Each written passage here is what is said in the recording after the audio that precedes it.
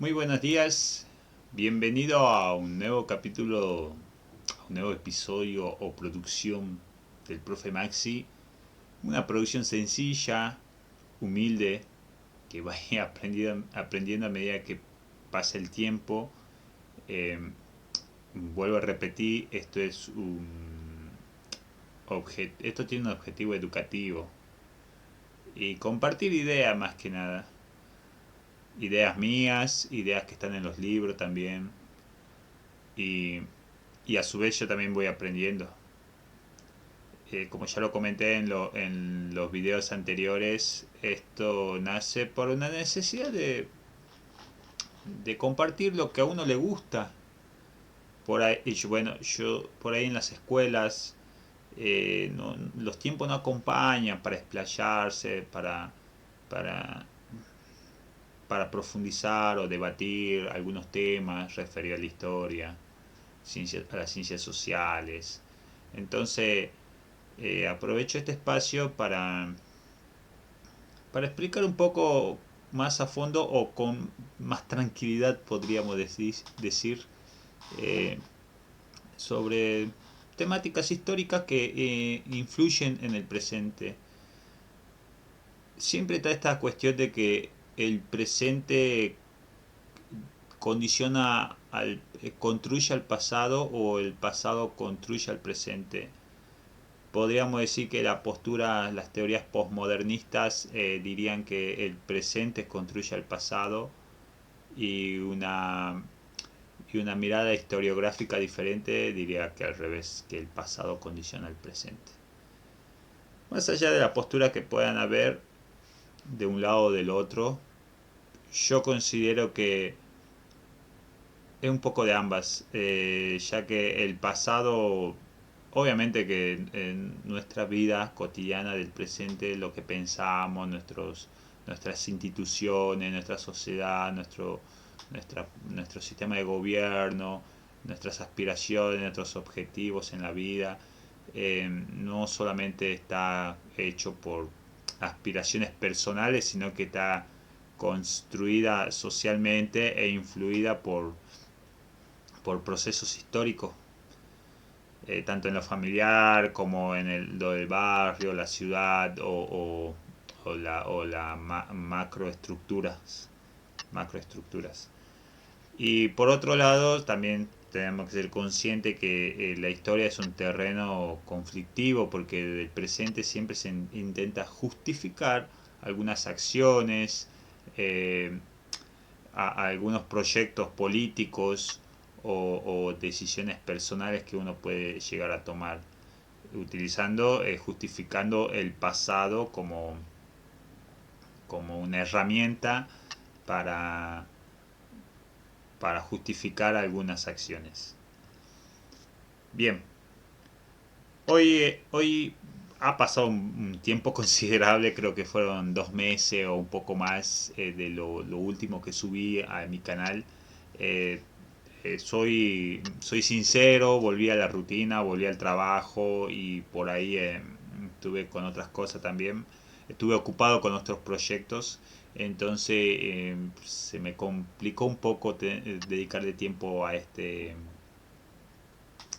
proyecto también que es difundir mis ideas o compartir ideas más que nada, ¿no? Porque a veces los tiempos no acompañan. Pero bueno, así que volvimos y subiré el video de manera más continua. Digo, subiré porque yo solo lo hago, la verdad. Uno va aprendiendo, no tengo mucha experiencia en las ediciones, en los audios, así que de a poquito uno va aprendiendo y como lo dije, a veces eh, la cantidad no es lo mismo que calidad. Y cuando nos referimos a calidad, también esto no es hecho por la inteligencia artificial. Tengamos en cuenta que muchas otras producciones de otros canales, todo con inteligencia artificial. No digo que esté mal, pero por ahí es lindo también escuchar a una persona expresarse con con sus defectos y virtudes. Así que, bueno, vamos a lo que nos compete hoy. En uno de los videos pasados pude abordar el capitalismo, el sistema social, económico y político en el cual vivimos hoy en día, en sus orígenes, allá en el siglo XVII. Recordemos que el capitalismo es un sistema europeo en el cual se expandió e influyó a gran parte, si no decir todo el mundo, porque todos los continentes están interconectados, todos los países, por medio de este sistema global. Bien, entonces hoy vamos a abordar una segunda etapa eh, histórica del capitalismo. En el episodio anterior pudimos apreciar el capitalismo en sus fases iniciales, que fue más que nada en la revolución industrial de Inglaterra, allá en el siglo XVII, en la primera revolución industrial, en la cual comenzaron a forjarse las industrias, las fábricas, las raíces de este sistema y con el apoyo político gubernamental del gobierno inglés. A su vez tenemos algunos antecedentes como eh, el sistema donde los metales preciosos son el factor de crecimiento de una economía, el triángulo comercial entre América, Europa, África, el sistema comercial entre los esclavos y la materia prima de África y las materias primas y el comercio que se exportaba hacia Europa, desde América hacia Europa y de lo esclavo africano hacia América. Bueno, todo este sistema económico impulsado por los estados europeos. Pero ahora vamos a ver lo que subyace ideológicamente debajo de este sistema. Hoy en día el sistema está perdón, nuestra realidad, nuestro mundo actual está bajo este sistema. Y tengamos en cuenta que la persona, la sociedad, eh, no tiene la idiosincrasia de casualidad, la mentalidad que tenemos hoy en día de casualidad, sino que es el resultado de un proceso histórico que se fue gestando desde el comienzo del siglo XVII y bueno, el siglo XVIII, que es lo que vamos a abordar hoy, es donde, desde mi perspectiva, nacen o se forjan las ideologías que van a justificar a este sistema como diciendo estamos por buen camino, eh, es lo correcto, eh, este es el objetivo o el fin de la humanidad, del hombre. Entonces nada es casualidad, sino que todo tiene un porqué y podríamos decir que sí hay fuerzas que son al azares, pero desde mi punto de vista todo pasa por algo. Bien, para referirnos a capitalismo, siempre las decisiones humanas están impulsadas por ideas. La mente humana es el factor determinante para que las... no determinante en el sentido que no me confundan de hablar un determinismo absoluto, cerrado y hermético, sino que la condición humana, perdón, la mente humana eh, condiciona pero no nos determina la manera de tomar las acciones, a eso podríamos decir. Entre la primera ideología o movimiento de ideas que influyó en el capitalismo, podríamos referirnos al siglo XVIII, como lo acabo de decir, entre los años 1700 y 1799. Acordémonos que eh, son los años que se toman son como referencia. Algunos autores e ideólogos de algunos procesos históricos pueden haber nacido antes o producido después sus teorías, pero siempre en la historia tratamos de periodizar para tener simplemente una mejor organización o comprensión de la historia. Tenemos la ilustración. La ilustración, o también llamado iluminismo, como, como un factor importante y decisivo en el desarrollo de este sistema. El siglo XVIII justamente va a ser conocido como el siglo de las luces, por la ilustración. Las luces de la razón plantea la ilustración, que fue un movimiento intelectual, filosófico y artístico también, europeo. Plantea el uso de la razón. Cuando nos referimos a la razón podemos relacionarlo con el hábito o la capacidad humana del pensamiento, de pensar, de razonar, de, de usar la inteligencia, como lo inteligible, como se refieren algunos. Las luces de la razón fue una corriente, perdón, las luces de la razón sería como una luz que iluminaría el conocimiento de las personas, opacado por la oscuridad de la superstición que encarna la religión. Bueno, acá ya vemos una marcada diferencia entre la ilustración, o también llamado iluminismo, sobre sobre la oposición hacia las cuestiones religiosas. Acordémonos que la Europa medieval estuvo muy marcado por lo que es un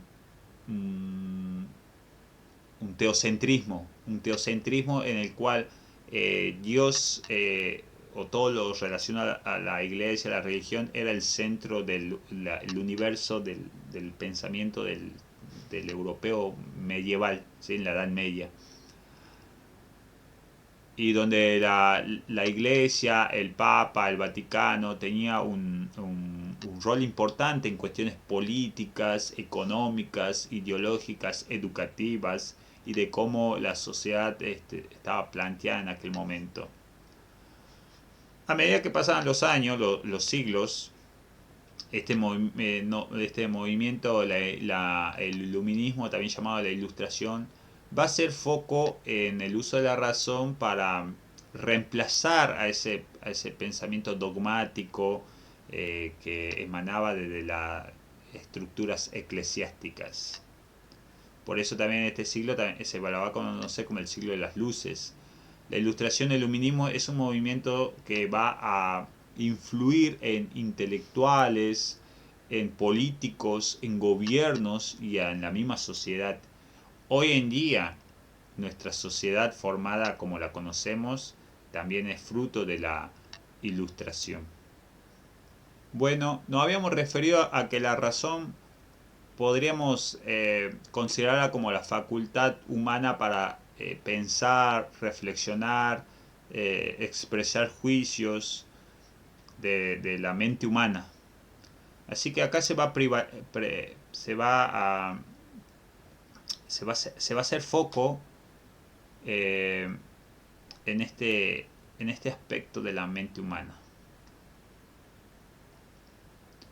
La ilustración no es solamente una teoría, una ideología de, de abstracción o de apreciación, sino que la ilustración o iluminismo también llamado eh, se va a expresar en la práctica de las personas. Una de las posturas que impulsa este movimiento intelectual es el individualismo, la libertad individual para pensar por uno mismo, o también llamado el pensamiento racional, que es todo lo relacionado al uso de la razón. La libertad individual para pensar por uno mismo ya tenía un tinte más moderno, de como las personas pensamos hoy en día, individualista. Aparte, consideramos que el individualismo es un factor importante en el sistema capitalista, en el mercado, en crecer en capital, ya que uno piensa en uno mismo, en el bien de uno mismo, ¿sí? Así que en ese sentido el individualismo propuesto por la ilustración pretendía liberar al hombre, liberar al hombre de las cadenas de la opresión. Bueno, entre eso estaba la religión. Enseguida vamos a hablar de cómo también La ilustración se expresa en proyectos políticos donde se resalta el individualismo. Bueno, también otra postura de este movimiento intelectual, los autores representantes de la ilustración se refieren mucho a los derechos naturales por nacimiento, como la libertad, la igualdad, que no puede ser violado o no respetado por ninguna autoridad. Las autoridades, el gobierno, tienen que hacer valer o respetar estos derechos que uno lo obtiene por haber nacido ya, que por eso se llaman derechos naturales, que nosotros venimos con esa con esa postura de que todos somos libres, libres de pensar, libres de expresarnos, libres de elegir nuestro culto, nuestra religión, la libertad de elegir nuestro destino en la vida, igualdad. Cuando nos referimos a igualdad en la ilustración o iluminismo, nos referimos a la igualdad de las personas ante la ley, ante un gobierno que tiene que respetar estos derechos naturales. Me van a decir que esta teoría que se intenta eh, llevar a práctica, yo digo intenta porque tengo muchas críticas al sistema actual. En la teoría todo es lindo, pero por ahí en la práctica hay muchas cuestiones que no coinciden. No es coherente la teoría con la práctica. Bien, pero más allá de eso, esta teoría, el individualismo y los derechos naturales es lo que hoy en día nos rodea, ¿sí? Lo que los gobiernos intentan impulsar también en muchos casos. Así que la ilustración y el iluminismo también van a ser, va a ser la base del pensamiento científico moderno, en el cual hoy en día la ciencia se, se mueve. Por eso la filosofía las ciencias sociales también es importante porque eh, el, eh, el mundo como lo entendemos hoy en día es gracias a las ideas que desarrollaron las personas en su momento. Bien, entre ellos tenemos el racionalismo. Podríamos decir que el racionalismo es una postura en la cual el centro es el pensamiento racional, el uso de la razón, el pensamiento, la reflexión, la capacidad de emitir juicio. Y acá ya podremos hablar de un empirismo. Empirismo, cuando la palabra empírico, recordemos que se refiere siempre a la experiencia.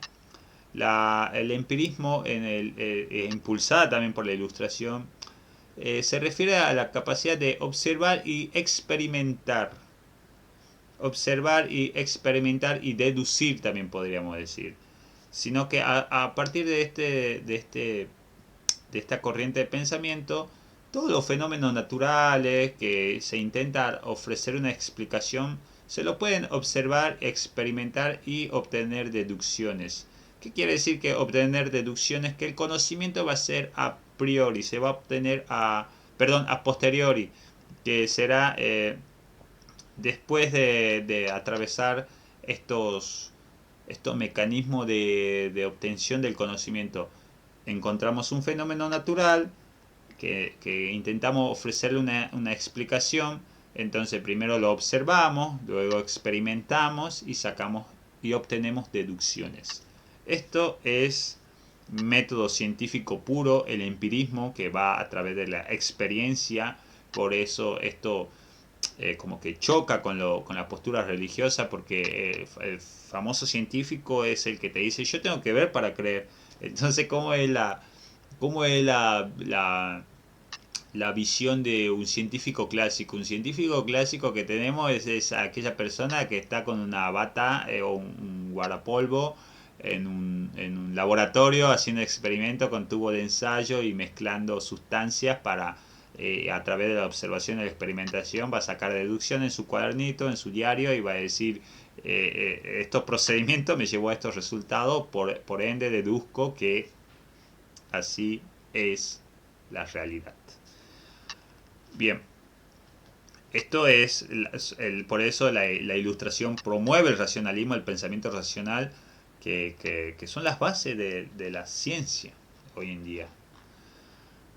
Y acá hay una novedad que nos dice que el conocimiento conduce al progreso.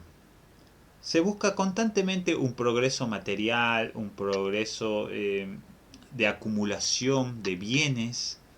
Entonces, y ahora cuando nos referimos a un conocimiento que conduce al progreso, ahí ya me huele a capitalismo, en el cual el conocimiento científico se está alineando o está siendo eh, funcional a este sistema que se ha gestado ya en el siglo anterior, al siglo XVIII, pero que ahora está encontrando su argumento ideológico y ya científico. ¿Sí?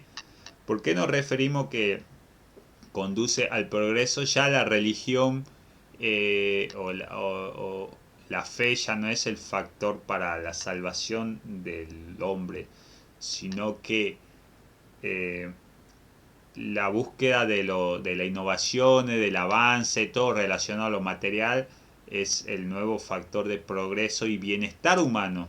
Acordémonos que mientras más comodidades surjan a partir de, de los avances tecnológicos, de las innovaciones, eh, más comodidad se encuentra, entonces esto significa mayor progreso y acumulación material de los bienes. Bien, uy, acá hay un pequeño error de ortografía en mi plantilla de PowerPoint. Dice representantes, cuando quiere decir representantes, pido disculpa. Bueno, la ilustración va a encontrar varios focos de orígenes en Europa. En Francia, en Inglaterra, en Alemania. En Francia, por ejemplo, tenemos a filósofos como René Descartes, filósofos e historiadores como Voltaire, filósofo como Rousseau. En Inglaterra, John Locke. En Alemania, Immanuel Kant. Entre otros que vamos a abordar ahora en momentos, enseguida ya. Bueno, René Descartes con el famoso filósofo que nos enseñaba no intentaba enseñar a dudar de todo, ¿sí? Hasta dudar de nuestros propios pensamientos. Voltaire, que era un defensor de la libertad de culto, la libertad de expresión, y Rousseau, que su famosa postura que el hombre era bueno por naturaleza y que la sociedad era quien lo corrompía. Rousseau podríamos hacer un video aparte después sobre su postura, Jean-Jacques Rousseau, ya que sus pensamientos van a influir bastante en los gobiernos modernos, ya que Rousseau planteaba que la soberanía de un gobierno provenía de la voluntad del pueblo, ya no por la voluntad divina. Eh, el, no la religión o Dios no justificaba un gobierno, sino que emanaba la legitimidad emanaba desde la aceptación y la voluntad de su gente, del pueblo. Una postura bastante influyente en los gobiernos democráticos del antes y el de ahora. Bien, de esta forma nos dirigimos hacia qué postura tenía en cuanto a lo político, la ilustración o también llamado iluminismo.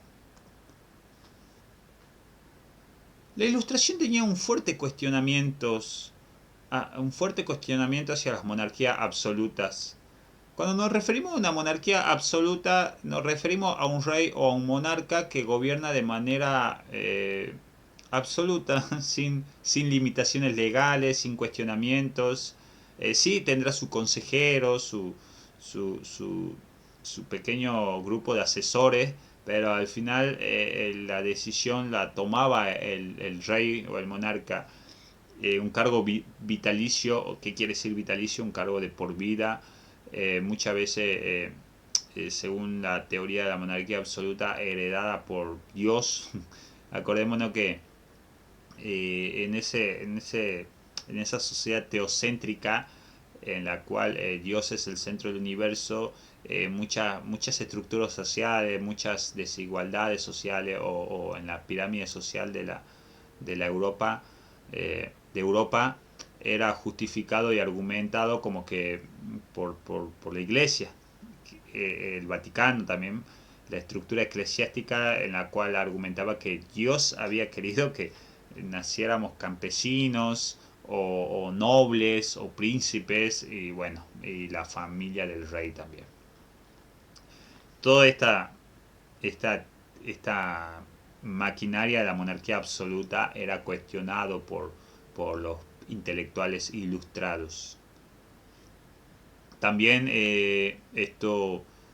la ilustración cuestionaba lo que era la religión, las creencias populares, el fanatismo religioso, ya que eran cadenas de, de la conciencia o del pensamiento humano, cadenas que opacaban el desarrollo y la libertad de las personas.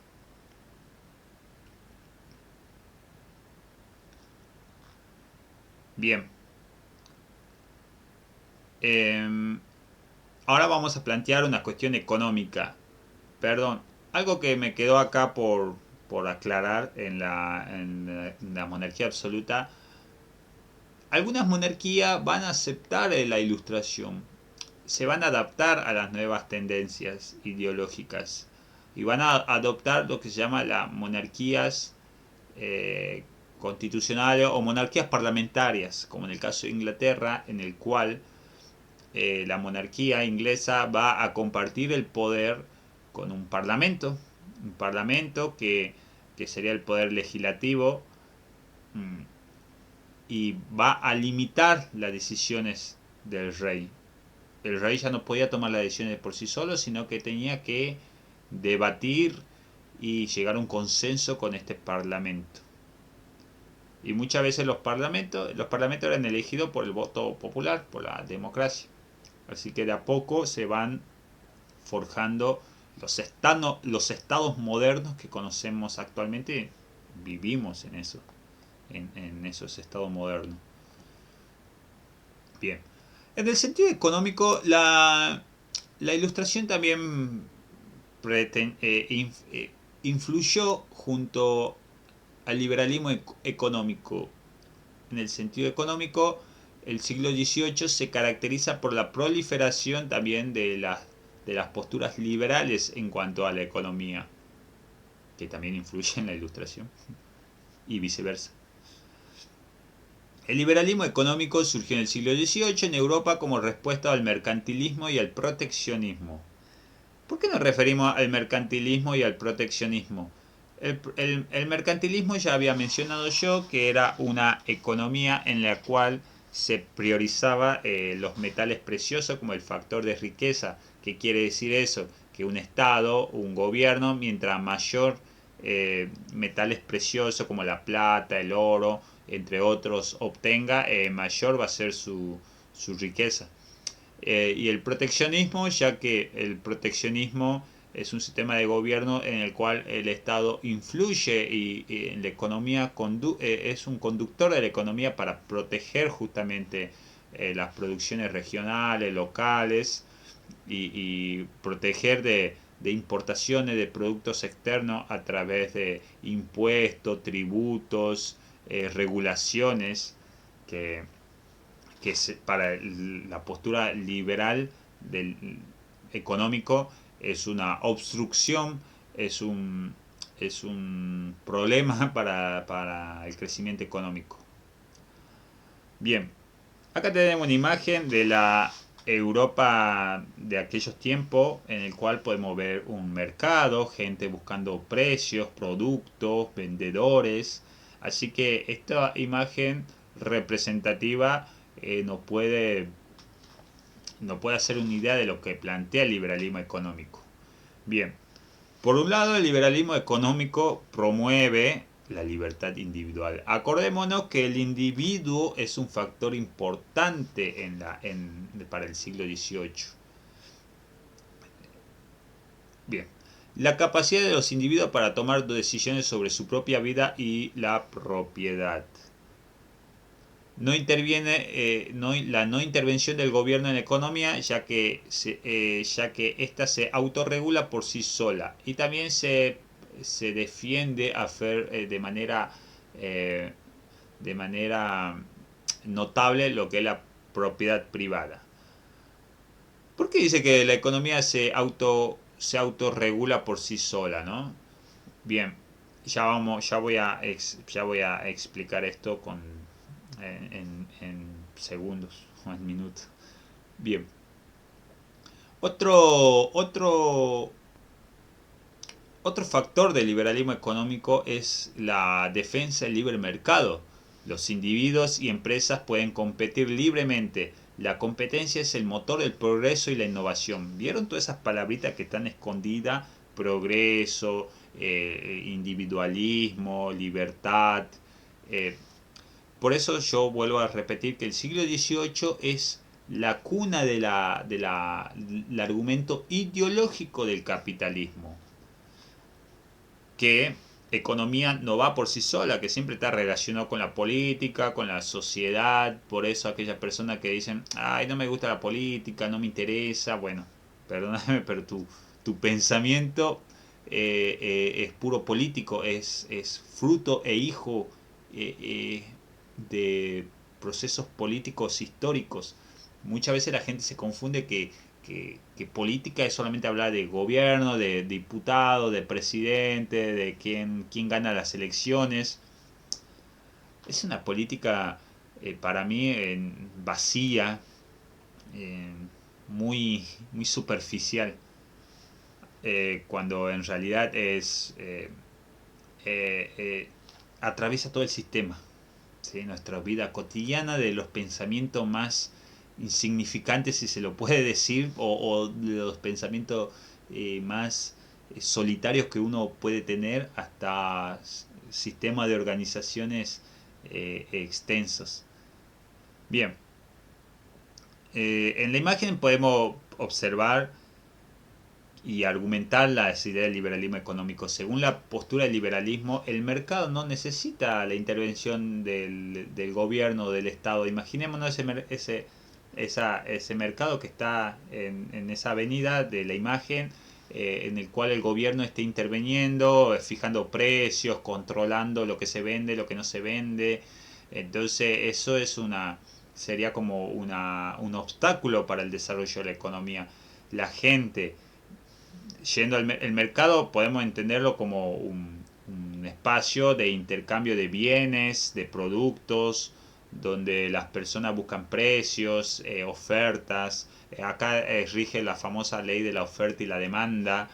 Eh, Hay oferta de precio y demanda, en el cual las personas que van a comprar buscan algún producto.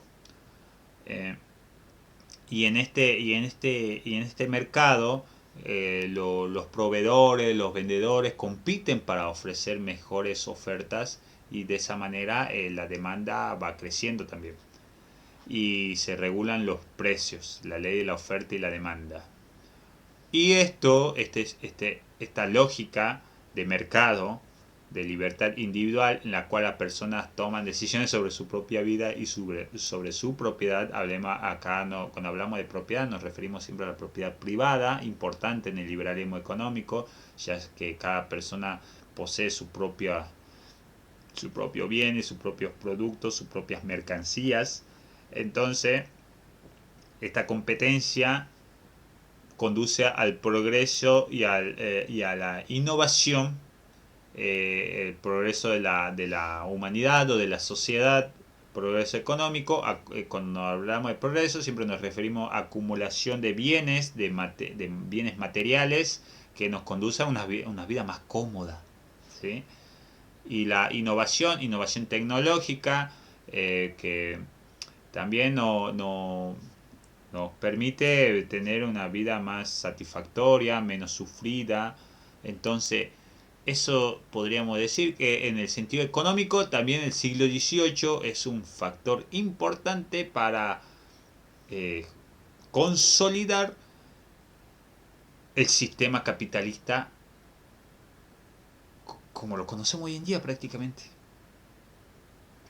Bien, entre uno de los máximos exponentes del liberalismo clásico, el liberalismo económico hoy en día sigue vigente. La Argentina está bajo un gobierno o un presidente Javier Milei, que se considera liberal.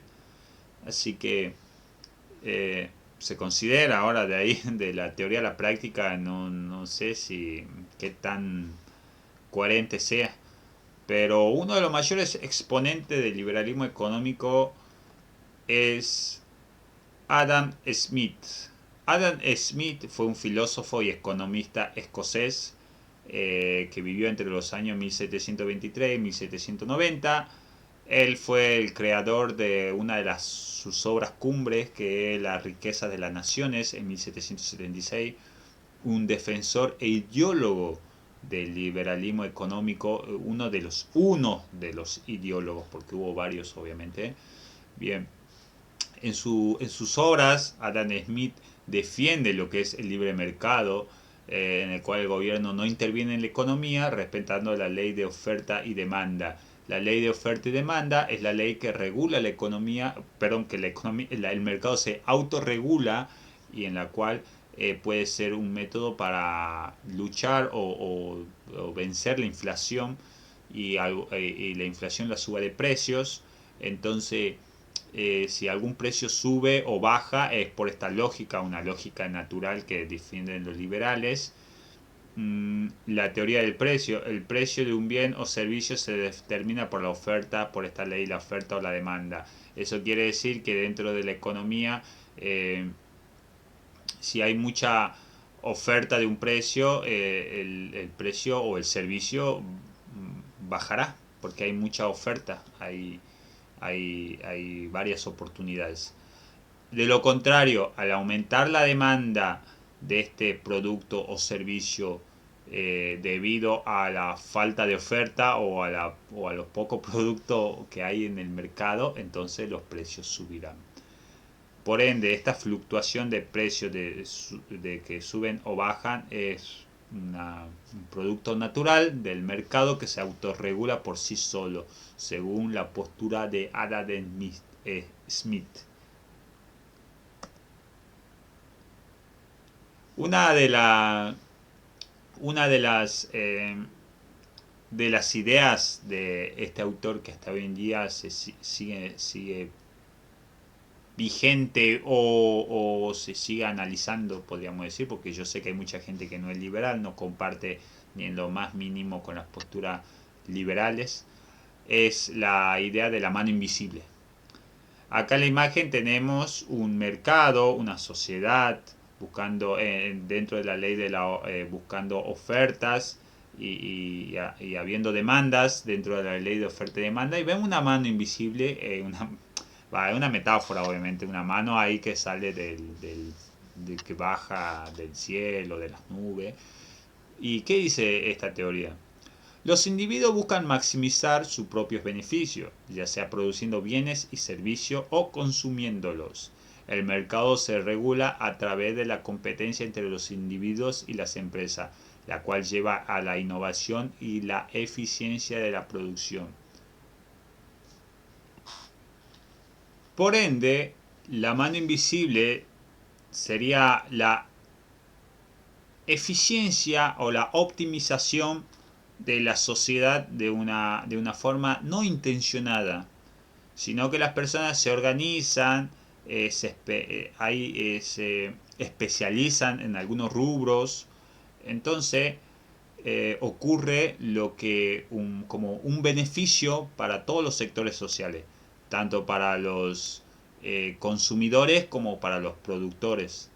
Entonces, la mano invisible, la teoría, significa que cada uno se va acomodando de manera natural, de acuerdo a los objetivos que cada uno busque en el mercado. Entonces una manera de optimizar y volver más eficiente la economía. A su vez, todos se benefician de esta división del trabajo, de esta búsqueda de individual de cada uno, ya sea de, de consumir bienes o servicios o produciéndolos. Entonces, la, el beneficio económico va a ser para todos, ya siempre y cuando el mercado se autorregule por sí solo. Entonces, si vamos a esta lógica, el gobierno o el Estado no tienen que intervenir, ya que la gente se organiza siguiendo sus objetivos y se obtienen beneficios. En esta idea de que la riqueza se derrama en el pueblo y entonces la gente puede disfrutar de, de esas alianzas o acomodos implícitos no voluntarios, en el sentido de que no hay una organización planificada por medio de un gobierno o un Estado, sino que nace de las necesidades y los anhelos de las personas. Eh, por eso se hace mucho hincapié acá también en lo que es el individualismo, en el mercado, en la competencia, en una sociedad que no necesita un guía, eh, un, una persona que lleve una persona que lleva a la sociedad como un rebaño de ovejas, sino que las personas guiadas por sus necesidades y anhelos pueden obtener este, beneficios y avances. Otro autor interesante que podemos destacar en la ilustración, en el famoso siglo de las luces, es John Locke. John Locke fue un médico y filósofo inglés que vivió de 1632 al 1704. Acá ya podemos ver otras teorías no relacionadas específicamente desde el punto de vista económico, pero ya hemos dicho que la economía por sí sola no va, sino que está relacionada a la política, a la sociedad, a la cultura, al pasado, al presente, a las mentalidades de las personas, a la religión también. Bien. John Locke nos cuenta de una teoría del contrato social. ¿Qué se refiere John Locke con la teoría del contrato social? Los gobiernos obtienen su autoridad desde el consentimiento del pueblo. La sociedad tiene derecho a rebelarse cuando éste no respete los derechos naturales. Cuando nos referimos a los derechos naturales, acordémonos que el derecho a la libertad, a la igualdad, ya en la ilustración ya no hablamos de súbditos como sí había en la monarquía absoluta. Súbdito, un término relacionado a que una persona está sujeta o, o depende eh, de una autoridad mayor, de un rey, de un dictador, y ese súbdito no participa o no toma decisiones en la vida política de ese gobierno. A eso se refiere a un súbdito. Por ende, se empieza a cambiar por la idea de ciudadanía, ciudadano. El ciudadano se considera una persona plena, activa, provista de derechos, derechos naturales, y que puede participar en el gobierno y en las decisiones, ya sea que por medio del voto popular o siendo miembro directo de este gobierno. Y esta idea de John Locke, que si el gobierno no respeta los derechos naturales de las personas, vuelvo a repetir, derecho a la libertad, a la igualdad, entre otros, la población se puede rebelar en contra. Una teoría del contrato social que hasta hoy en día sigue vigente. Bueno, entre los derechos naturales también encontramos, aparte de lo que mencioné, la vida, la libertad, y la propiedad. Acordémonos a la propiedad refiriéndonos a la propiedad privada. Otra idea de John Locke nos referimos a lo que es el empirismo, otra vez tocando las bases de la ciencia. El conocimiento se adquiere a través de la experiencia y la observación. la experiencia y la observación, que son la base para encontrar explicaciones a los fenómenos naturales que se nos presentan en la vida diaria o en la vida, en la existencia humana. La separación de poderes. Acá ya John Locke nos da la base de lo que es una república. El sistema judicial, el sistema ejecutivo y el sistema legislativo. Un sistema judicial en el cual es el encargado de hacer cumplir la ley, el ejecutivo que simplemente ejecuta las leyes, y el sistema legislativo que es un cuerpo orgánico de personas que debaten y crean leyes, parlamento, congresos, y esto es propio de nuestros gobiernos actuales.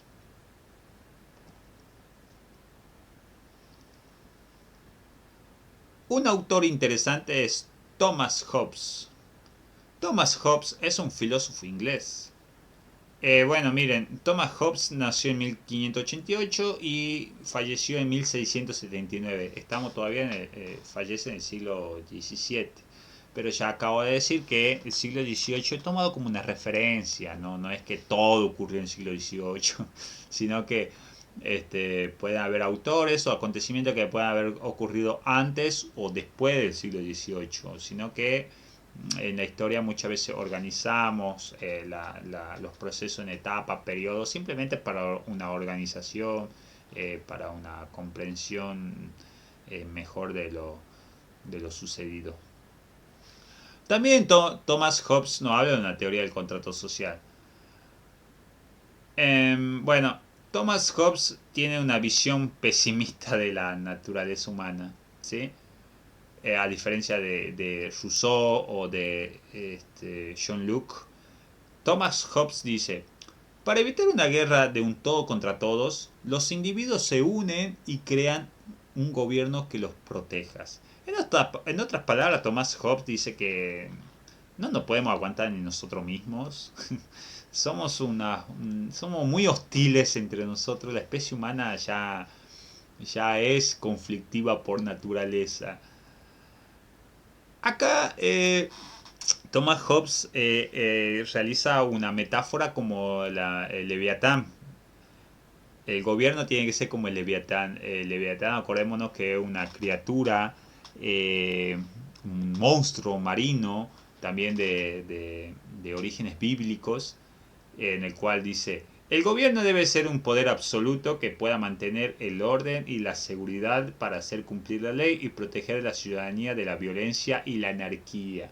¿Qué quiere decir? Que el gobierno tiene que ser como un monstruo poderoso, capaz de controlar todo, y donde las personas, para que no nos matemos el uno al otro, ya que no nos aguantamos, ya que somos conflictivos, somos hostiles entre nosotros, y para que no entrar en una escalada y espiral de violencia y una sociedad sin gobierno, sin ley, sin normas, sin orden, es necesario un Estado, un gobierno fuerte y poderoso para evitar que desaparezcamos prácticamente. La naturaleza humana, dice Thomas Hobbes, tiene una visión pesimista. Somos egoístas por naturaleza y nuestra principal motivación es la búsqueda de poder y de supervivencia. Qué interesante la teoría de este autor, de este filósofo inglés, porque somos malos por naturaleza. En otras palabras, el gobierno, el Estado, es lo que a nosotros nos limita a ser egoísta, perdón, no la palabra egoísta, sino ser matarnos entre nosotros, ya que somos egoístas, pensamos en uno mismo y siempre buscamos el poder o buscamos dominar a otras personas, y bueno, todo eso en búsqueda de la supervivencia, intentar sobrevivir en este mundo ya capitalista en el cual ya se venía gestando en los siglos anteriores. Ya vimos cómo es importante que el sistema capitalista tenga un gobierno fuerte para que las personas respetemos las nuevas normas y leyes económicas, políticas y sociales. Tanto Thomas Hobbes como John Locke y Adam Smith forman son las bases del capitalismo, porque un sistema económico, político, social no se puede llevar a cabo en la práctica por sí solo, sino que tiene que tener su argumento eh, ideológico y científico sobre cómo es nuestra realidad. Bien, Thomas Hobbes habla sobre la metáfora de Leviatán, un monstruo poderoso y temible que puede proteger y gobernar a sus súbditos. Él puede ser autoritario e independiente de sus ciudadanos. Por un lado, las personas somos súbditos y por el otro somos ciudadanos, según Thomas Hobbes. Por eso yo dije que, aunque puede ser pesimista, es bastante realista como vivimos hoy en día. Los gobiernos nos consideran ciudadanos, sujetos activos de derecho, capaces de tomar decisiones y tener voluntad en nosotros mismos, participar en el gobierno a través del voto o la participación directa en el gobierno de los ciudadanos comunes y corrientes como somos nosotros, pero por el otro también somos súbditos, dependemos eh, completamente o estamos aferrados a este mismo gobierno que supuestamente es un gobierno emanado del pueblo. Entonces, por eso es interesante la postura de Thomas Hobbes. El gobierno o el Estado, el gobierno, perdón, nos protege supuestamente y, y no impide matarnos entre nosotros, supuestamente.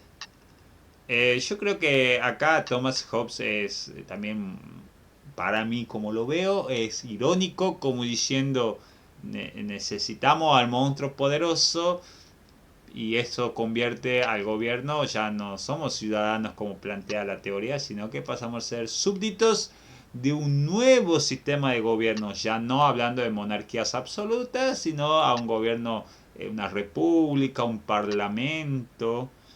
Acordémonos que la ilustración y, o también llamado iluminismo, con todo esto lo que le acabo de mencionar, es un factor importante en los intelectuales y militares que van a llevar al colapso de la monarquía absoluta de Francia en 1789, y esto va a ser como un efecto dominó en la mayoría de los gobiernos eh, de América también, en las colonias españolas sobre todo, en las colonias españolas que justamente va a formar ideas de libertad, ideas de, ideas de independencia política, de una monarquía absoluta, ya sea en el Virreinato del Río de la Plata, en Buenos Aires, donde se gestan los intentos, se gesta la Revolución de Mayo, y en el resto de las colonias americanas dependientes de España. Acordémonos que Estados Unidos ya se había independizado allá en el año 1776 y 77, ya obtenía su independencia de Inglaterra, de Estados Unidos, también con las ideas apoyadas de la Ilustración y bueno, con apoyo de Francia. Pero volviendo a esto de Leviatán, por eso me parece bastante interesante, ¿no? Esa idea de Thomas Hobbes. Bien, siempre intento de que mis videos sean breves, pero la verdad que me parece algo casi, no la palabra imposible, pero quiero tranquilidad, no quiero depender este, de los tiempos, sino que quiero explayarme o quiero hablar, expresarme tranquilo, sin esa presión del tiempo que, como en la escuela cuando enseño, que ya se acaba la hora, que, que hay muchos factores que no te dejan expresarte con tranquilidad. Así que de esta manera llegamos a la conclusión o conclusiones. Y esta temática del siglo XVIII, la ilustración, el liberalismo económico, el capitalismo, eh, en los programas de estudio de la materia de historia se ve mucho en lo que es en historia de segundo año del nivel medio de la secundaria. Pero más allá de las estructuras académicas, es lo que es lo que está presente, está vigente frente a nuestros ojos, frente a nuestra... Salimos a la calle, nuestra vida diaria.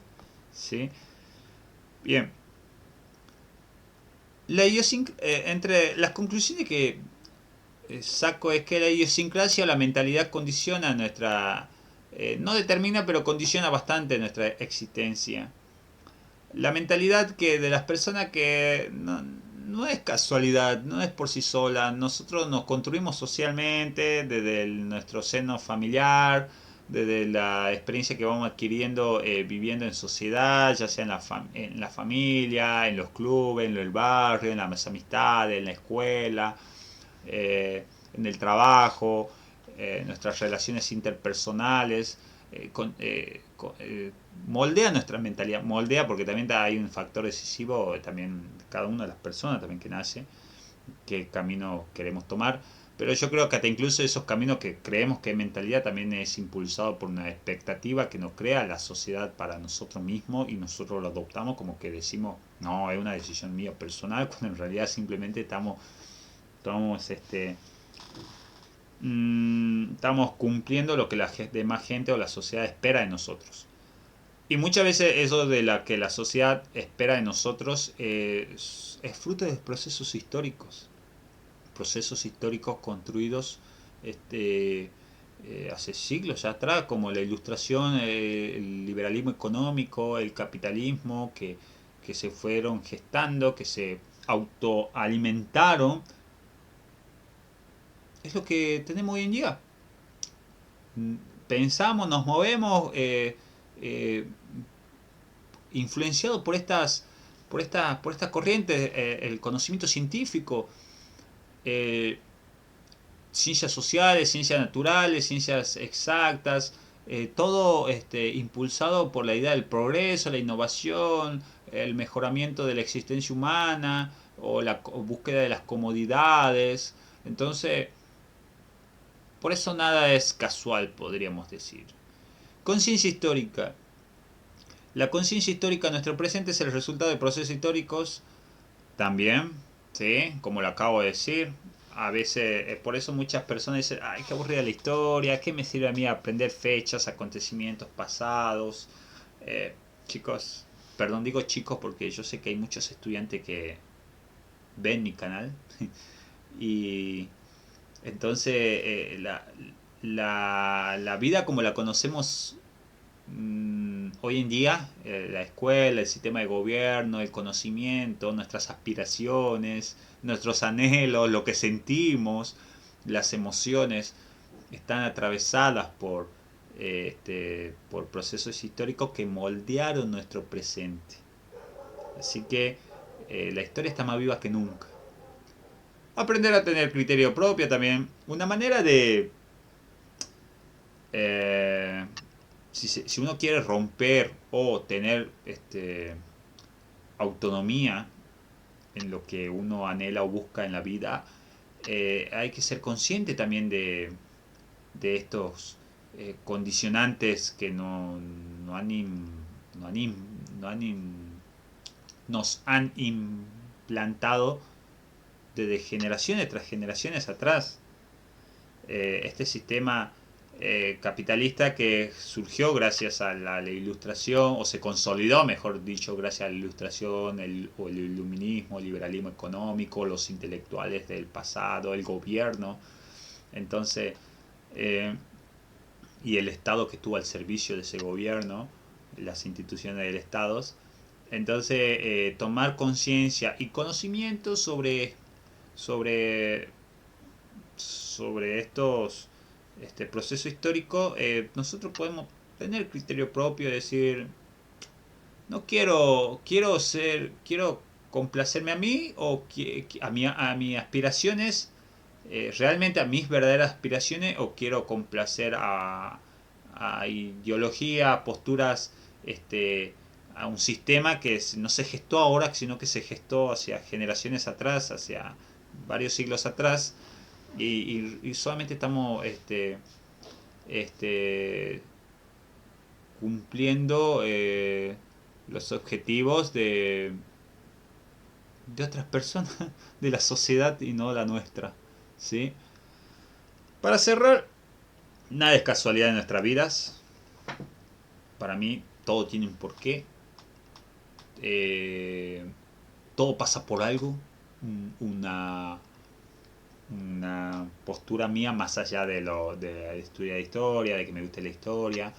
Eh, yo creo que nada es sí podríamos decir que hay algunas cuestiones que es al azar, pero eh, todo tiene una causa, todo tiene un porqué, ¿sí? Todo pasa por algo. El- Hoy en día el mundo que nos rodea, la educación, la ciencia, la economía, la religión, la política, el, eh, lo que buscamos diariamente, lo que pensamos, todo, todo es parte de un sistema o de un plan. Si digo parte de un plan, me dirán, oh, profe, está siendo conspiranoico, pero no, chicos. Este, los horarios, la vida humana no vivió siempre el estilo de vida que llevamos ahora. Es más, 2 millones de años hemos vivido de un sistema diferente al cual vivimos hoy. No estoy diciendo que sea mejor o peor, cada uno sacará sus propias conclusiones, pero no es casual la vida que llevamos actualmente, ¿sí? Así que ser consciente de eso nos ayudará a nosotros eh, ser independiente, lo que la ilustración intentaba promover. Yo pienso siempre que toda, toda ideología, o toda idea humana comienza con buenos fines, con verdaderas buenas intenciones para hacer un bien para la especie humana, pero después se termina desvirtuando o la práctica no es lo mismo que la teoría. Entonces, terminamos siendo subyugados o dominados o esclavizados eh, por ideas que en un principio comenzaron siendo honestas y después se fueron desvirtuando y justificaron eh, la explotación entre seres humanos. Sí, tendremos más comodidades, tendremos más eh, calidad de vida entre comillas, ya que bueno, no me quiero ir de la rama porque ya hablaré en otros episodios sobre este el capitalismo en la actualidad, sino que voy por etapas. Ahora me enfoqué en el siglo XVIII, después vamos a ir al siglo XIX y siglo XX, a hacer un seguimiento histórico del capitalismo para ahí desprendernos también de diferentes temáticas que uno pueda eh, se puedan abordar. Cuando hablo de mejor calidad humana, hoy en día vivimos bajo la epidemia de ansiedad, estrés crónico, enfermedades, guerras, eh, trastornos mentales o enfermedades psicosomáticas, así que lo pondría entre comillas. Pero eso lo vamos a abordar en otro momento cuando ya hablemos de un capitalismo contemporáneo con sus pros y sus contras.